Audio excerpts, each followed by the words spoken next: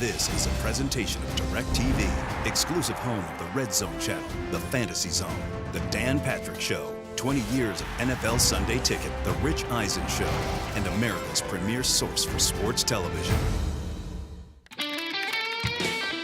Hey, Richie, how was the workout in Denver, pal? Bro, went awesome, man. Really, Rich? Awesome? Then why the hell did I just get off the phone with John Elway saying he's no longer interested in signing you? Really? I showed up early, worked my ass off. Hell, I even reached out to the son of a bitch after the interview to thank him. Whoa. What do you mean you reached out to him? Relax, I sent him some text. I told him how great the facility was. But I told him I didn't like the fact that his trainer was very shifty. Speaking of I asked him why he would have a bunch of handling his day-to-day stuff. He knows they can't be trusted. Oh, and after the workout, I went to Shotgun Willie's. Sent him a couple quick pictures like any good employee would. But that never even texted me back. That's familiar. What a You know what? You know, Richie, I'm out. We're done here. Goodbye. Fine. Get lost, you. You going there? I'm going back over to Shotgun Willie's to watch the box score. Starts right now. I don't know a lot about sports, but I can drink a lot of beer. My motto is simple: C's get degrees. Need a long, inappropriate hug? I'm your man. I think I'm smarter than you because I probably am. Power College for box score. Hello and welcome to the Box Score. I'm Brock in Los Angeles, joined by the Danettes in New York City. There was a huge guest list today. Guys, not $43 worth of Chinese takeout huge, but still pretty big. Fritzy, athletes can recall their better games. What was your best book show? Ooh. We had a couple of big ones during Super Bowl week. I don't have the list in front of me, but we've had even this past Super Bowl in New York with Kevin Bacon and Jerry Seinfeld and people of that ilk stopping by. Chrissy Teigen and Brooklyn Decker together was a lot of fun. But this would probably be up there because you have the added element of it's not Super Bowl week or anything, and we had a lot of in-studio guests today, a different mix of different types of people from actors, producers to comedians, and they were all able to fit into the crazy puzzle that is our lives every day, trying to get everybody in and out and in the proper time slot live. So, I know I was proud of that, to see everything kind of work fairly smoothly, I thought. Well, pat yourself on the back, Fritzy. You had Frank Caliendo on today, and to your credit, I think he actually counts as a 143 book guest. And Frank Caliendo, the great comedian, is going to join us in a moment. But, surprise, surprise, Jim Rome has stopped by. I don't even understand. How come you aren't abrasive with the guests? I don't know. What are you doing trying to enjoy what they have to say? You should just deny everything you've already said about them that made them angry before. Ridiculous. Do not talk over my pauses, Dan.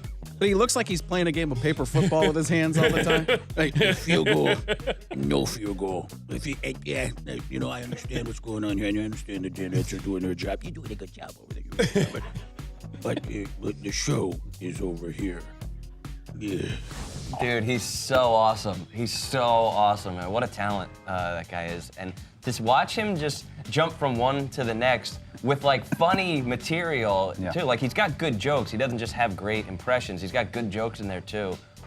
Dude, he's top notch, man. If you watch that video, I don't know if I've ever laughed harder during a segment. I mean, I was turning my head away from the camera because I was laughing so loud, so hard, I didn't want to be distracting. That just broke me up. And like Seton said, it's not just the imitation, it's the timing, and that the jokes are great, not good. And he was killing Rome and having fun. And then he did Gruden, and he just starts when he did Gruden. He just kind of curled his eye out like this, and we started laughing before one word came out of his mouth when he did Gruden. Well, there was a moment there where he's just talking to Dan real, right? He comes out of the Rome impression. Dan's like, "So how you been?" He's like, "Oh yeah, good." And Dan's still laughing, and he was kind of like, "I'm not saying anything funny. Like, what are you still laughing at?" Yeah. But he's just funny. Like, you can't help but laugh when he's speaking. I also like that. I love when he goes, "Don't talk over my dramatic pauses." I never thought about like certain broadcasters, like they do not they want that pause to extend out there. It's hard enough to do an impersonation over the years. With Rich Littles, you can go back. You've seen a lot of people that can do someone's voice, but as Seton and the guys were saying, to be able to, there's no script in front of them or anything. No. To have that combination on the fly, live, there's no do-overs on our show. To be able to match that voice and what you're saying, to actually have the context content of, it's already believable because he sounds like that person, but to say like the kind of words and phrases and make his face, the mannerisms look like that person as well, and that's the kind of things that person would say. I think that's a good point by Fritzy too, is that there's nothing scripted about that segment. We didn't say we're going to ask you to do this guy, this guy, this guy, this guy in this order. We did mention we're going to throw to him as Jim Rome. He goes like this. He looks at, he's got a ping pong paddle. He goes, yeah. That was the entire conversation. He just nodded at me, yeah. Like, he could do this in his sleep, literally. And he's very soft-spoken. We all met him, and quiet. And Seton, I think I overheard him saying that as well, either before, I think maybe after his appearance. You know, we said hi to him, and he was just very subdued. And even right before, as Dan was bringing him in, he was just kind of sitting there quietly, and you would never know that once, I guess, the lights are on, or once he's introduced, he's able to, like, do some kind of metamorphosis, and he's on and ready, and just totally just goes into his act, and you would never know a quiet, soft-spoken guy like that sitting on the couch minutes before coming on would have that kind of energy and that kind of talent. He is a master. One impression that he probably didn't even have time to get to was he may even do Joe Madden. Joe Madden called in today and talked about his decision to leave the Rays. And first of all, I had no idea this was ever even on the horizon. I mean, I'm just driving my RV back from Pennsylvania, and all of a sudden Andrew leaves, and I'm shown this 2-week window of opportunity to try to carve out my future for at least the next 10 years. So, again, it was not something I had thought about a whole lot. I had to really process a lot of stuff quickly.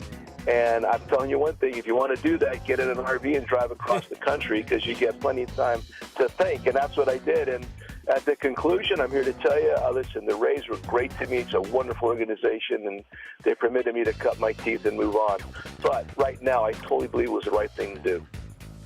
Wow. First of all, did you guys notice how specific he got in the timetable? Once again, this is the second representative of the Cubs because they're being accused of tampering and talking to Madden's people before they were allowed to. So he's like, well, you know, on Wednesday, the 24th, I was driving. Approximately 8:17 a.m. But what I took away from that whole interview was, man, this guy loves RVing. And he doesn't want a driver.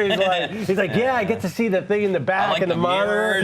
Like, I'm never going to like, oh, there's an RVing manager. I don't even think he likes baseball anymore. He's in retirement. It feels like my Uncle Bill is managing the Cubs. He's like your cool uncle that, you know, could stay in this four-star, five-star hotel. But at spring training, he's going to be in an RV, which I'm sure is nice, but right outside the stadium in Mesa. And the other thing he told us, though, is I did not see any of the stories that if the old Andrew Friedman, if he didn't resign and take the GM job with the Dodgers, the option to leave wouldn't have been open for Madden. He would have had to stay with the Rays unless they fired him, which I don't think they would have. And so he just fell into the Cubs' lap. Yeah, I thought that he really cares. That guy just wants to go drive and find a beach, you know, maybe see the biggest ball of cotton or something. The main reason that he went to Chicago is so he could be in the middle of the country and better access to he could go to Arizona, he could go off he could really to spread out with his RV. Maybe see, Wisconsin Dells, maybe a Great America. Madden finds certainly travel relaxing, but actor Peter Berg hung out today and took a call from Mock, Louisiana, and got asked about a flight that didn't go so well. Actually, it's Mark. I'm calling from Louisiana. Mr. Berg. Sure. Is it true that Mark Wahlberg beat the snot out of you at 42,000 feet on a flight from New Mexico, Albuquerque to Los Angeles? No, he didn't. He didn't beat the snot out of me. No. So let me start off by saying no, that's not true. I hit him with the body shot. He hit me back kind of just below the jaw in my neck area, and then he put me in you know what a guillotine is? Oh, I know what a guillotine is. I thought if the fight was over, so I went to sit down. He got me in a guillotine, and I tapped out. That was the extent of the fight. Now, Mr. Berg, this is actually Mr. Wahlberg. Yeah, How are you, buddy? That was great stuff. That's one of those moments that I think we're all particularly proud of in this show, where it's something spontaneous, something you don't get anywhere else, where we're surprising guests. We could be, and we weren't even talking about Mark Wahlberg today. We always love that challenge when all of a sudden we're going off on a tangent and talking about somebody. Paulie and I exchange glances and say, oh, we got to get that person on. And today wasn't even one of those days. We were all doing some research and everything, and we saw that there was a connection with Lone Survivor between Mark Wahlberg and I gotta be honest. I was a little panicked when this happened because, for a couple reasons. One, it had been such a rapid pace of guests coming in that Peter Berg hadn't even gotten settled. Yeah. Right. And then it was such a tenuous connection to Mark Wahlberg. it happened to be that they were boys. I'm like, oh, so you knew about that? I said afterwards, you knew the fight story. You're like, no, never heard of it. No, I was just looking at recent movies that he did. Peter Berg was in Lone Survivor for like 5 minutes. Yeah, no, it was more because he was behind the scenes, like producing. Yeah. But I'm like, Wahlberg's a friend of the show. There's a connection there with Peter Berg. I didn't even mention it to any of these guys, which I should have. That I even reached out to Wahlberg's publicist, and no one ever contacted us saying, "Hey, expect a call from Mark. He's going to do it." All of a sudden, we hear from Two-A-Days back in the on the home front in the Milford Man Cave saying, I think Mark Wahlberg. Someone suggesting. So someone who's saying he's Mark Wahlberg is on the phone and is calling in to join the conversation with Peter Berg. And Paulie, rightfully so, fed some questions to Two-A-Days to make sure this is the guy who he says he is. And then all of a sudden I realized, because I had forgotten earlier in the morning that I had sent a note to the publicist saying, I guess that makes sense. I reached out to Wahlberg's people, but they never said he was actually going to call. So I think that was a pretty cool moment. I'm just picturing Two-A-Days with the phone. Oh, who are the members of the Funky Bunch? You got those right. Okay, coming up, we're talking Remember about when you were in that underwear ad? fight. Oh, that was cool. Sadly, no Marky Mark. Maybe Donnie Wahlberg. Can we get him?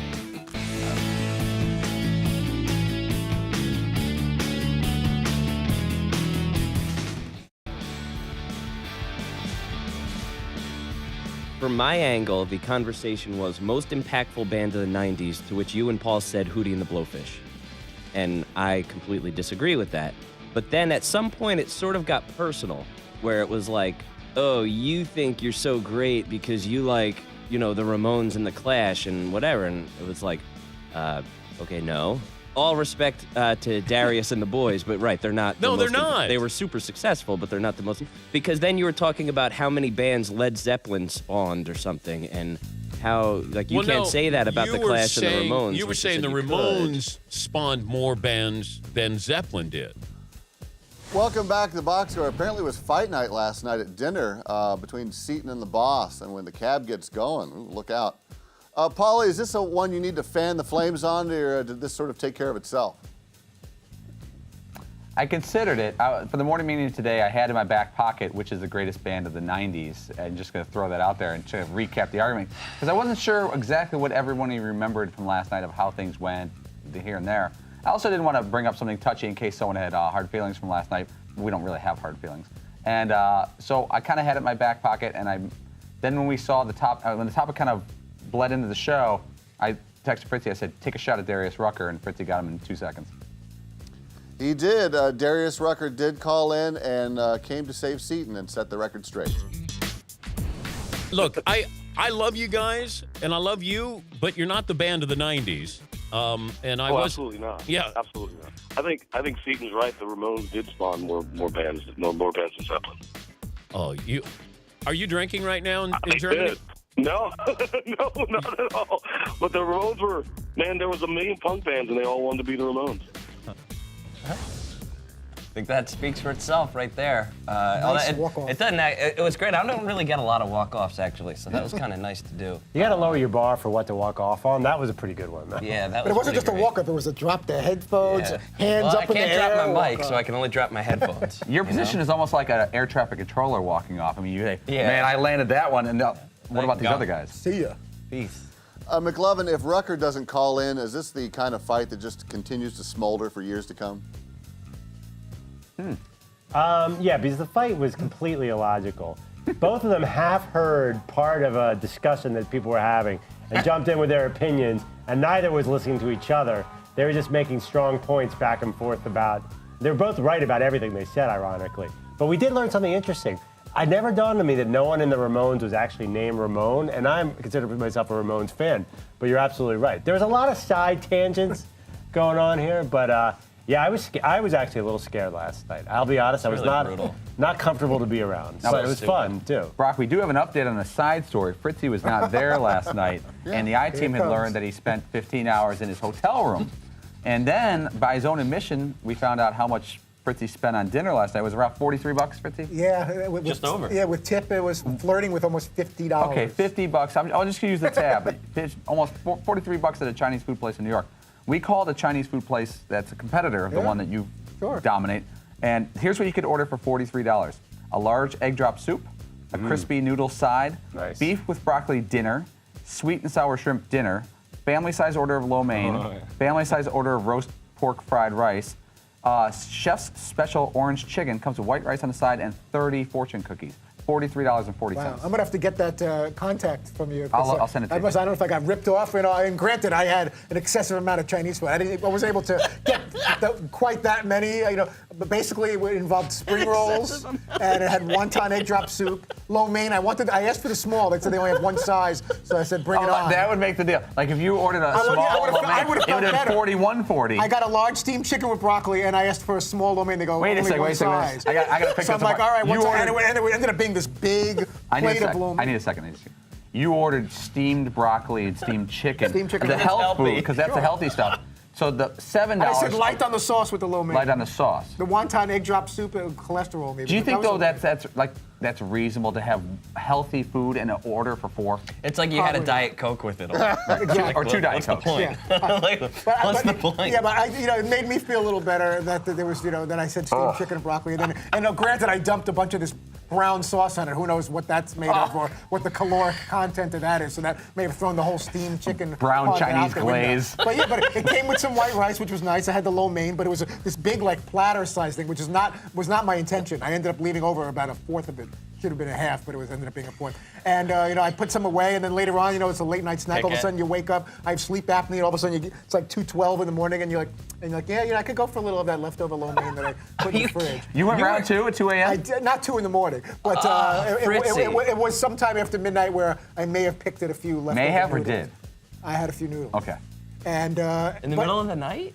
Yeah, I sometimes I do that. It's not a very good thing. Do you think that someone with sleep issues? Do you think $43 worth of Chinese food Probably exacerbates or helps? No, but here's the thing, though. I ordered it like at 4:30, 4:45. Go ahead. And it came like around 5. So I was eating a nice early dinner. Sure. Granted, it was Very a tremendous sensible early amount. dinner, yeah. Right. So I figure I have all these, For knowing my bowel issues and digestive issues, and it is what On it is. that note. But I figured by 8, 9, 10 o'clock, that's be enough digestion time. I don't know how many. I'm going to guess 6 of your fortune cookies had the word angioplasty on it.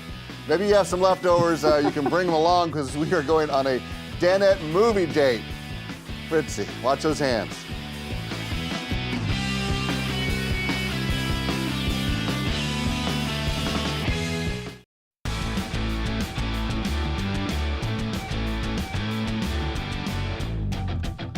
We are back here on the Box Score. There has been a lot of movie talk in the Man Cave this week. John Cusack, top comedies.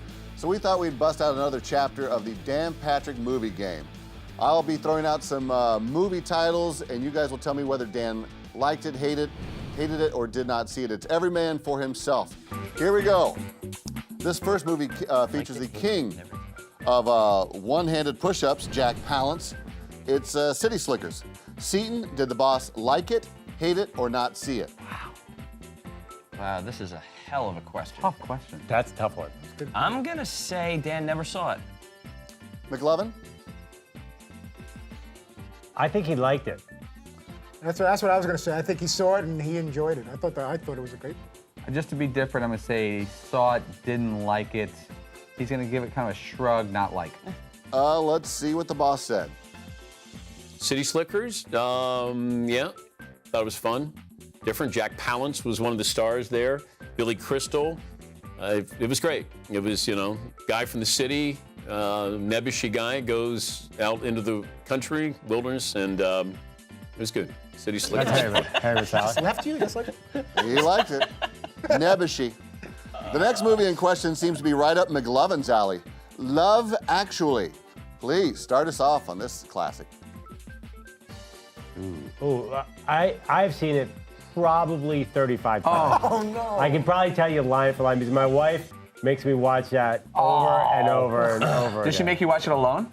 Yeah. I will almost guarantee Dan Patrick has not seen that. And if he had seen it, he wouldn't admit it. Yeah. So I would say he says he didn't see it. I am hopeful that Dan did not see Love Actually. I can't imagine him going to see it. First of all, I'm just going to go ahead and say that that's a good movie. Yeah, it's a great movie. Laura Linney is awesome in it. Dude, and that Keira cast. Knightley, so good. Colin Firth? I'm going to be really disappointed if he says anything other than liked it. Man, this is tough. He's shocking with some of the stuff he watches. That's awful, and this is pretty bad. I'm going to say didn't see it. Well, let's see if Paulie is correct. What did he think of Love Actually? Love Actually? No, actually did not see it. I don't think. Maybe I did. If I did, I don't remember anything about it. Selective recall. Good job on his part. Wow. All right, next up, Fritzy, tell us what he said about 2009's Inglourious Bastards. Oh, boy. Inglourious Bastards. I'm going to say he did not see Inglourious Bastards. Paulie? I'm with Fritzy. There's no way. It seems a little heavy for Dan. There's no eye candy on the box that he may tune into, so no way. I'm going to go ahead and say that he didn't see it either. Yeah, I agree. I don't think he saw it, because he would have talked about that at one point if he'd seen it. All right, while you guys get out of the way of the truck in the... Oh, that's the fire alarm? Excellent. Well, let's see what Dan said about Inglourious Bastards. Right. Just let it burn. Inglourious Bastards, I did see it. I did like it. I thought it was very entertaining. Nice little twist there by Quentin Tarantino on how to present a war movie. And while the house still continues to burn down, and finally, 4 words for you. The bridge is out. Paulie, did DP like True Lies, hate it, or never saw it? I think he did see it. We had Tom Arnold on once, and I remember him talking to him about it, but that doesn't mean he saw it. Jamie Lee Curtis, we all respect her body of work. Body of work, I see. He saw it and liked it. Oh, boy. Jeepers creepers. Did Dan see this movie? Sure, he did. He saw it, he liked it. I think he saw it, and he liked it a lot. I think he saw it and identified with it a lot. You know, Dan, like Arnold Schwarzenegger in True Lies, very domestic, very family-oriented, but then very dynamic in the workspace. Dan's answer for True Lies is... True Lies. Don't think I saw that. What? Oh, that analysis. I'm going to go ahead and file a protest here. I think the person asking the question should tell him anything about the movie and then see if he does it. Because if you just throw that name out there, True Lies sounds like any movie from the 80s and 90s. Now, if you said True Lies with Tom Arnold, Arnold Schwarzenegger, and Jamie Lee Curtis, Dan goes, yes, I saw that 4 times. I totally agree. I bet you that just the name I would True like Lies a re-ask for next contest, and what the results are now, but maybe a re-ask on that one. So far, my favorite part of this game, though, is figuring out a way that the BRGs screwed up the segment. That's basically been my favorite part, or at least finding some way to blame them for something. That's what I like to do. It's so great.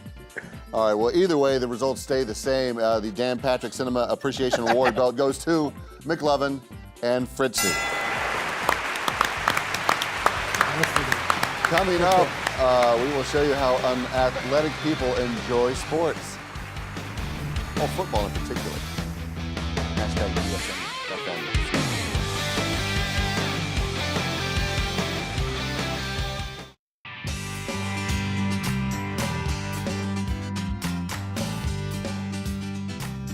Welcome back to the box score. It's Friday and football's around the corner. I mean, it must be, oh, there it is around the corner. It's time for the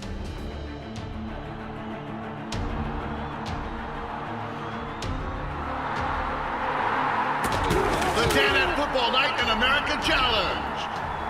That's right, week 11 is upon us, and it's the official game of gamblers looking to find their fix in the middle of the day. For Sunday night football, football night in America, it's going to be New England versus the Indianapolis Colts. That'll put Tom Brady versus young gun Andrew Luck. And we're going to ask you which quarterback is going to throw the most passes completed, and there'll be an extra point awarded for closest to the hole. Please, Paulie, start us off. Most passes completed. They don't run the ball a lot in Indy. I'm going to go 26 passes completed for Luck. Luck will win this. Bonus coverage, Tom Brady will wear a black coat or sweater in the postgame. If anyone wants a piece of that. That action? I'm going to say Tom Brady will complete the most passes with 24. And I'm going to go with more of a tan overcoat, top coat for Tom Brady. I'm going to say Brady's going to complete 29 passes, and it'll be more than Andrew Luck. And to stick it to Andrew Luck and the Colts, he's going to wear something in the royal blue family after he beats the Colts. the shot. I'm going to go with Andy Luck, completing 27 of 44. Sorry, Paulie, I boxed you out right there. Luck on the over. And I'm going to see Paulie's black outfit and say that Brady actually goes Burberry, a sort of plaid. Some sort of intense pattern.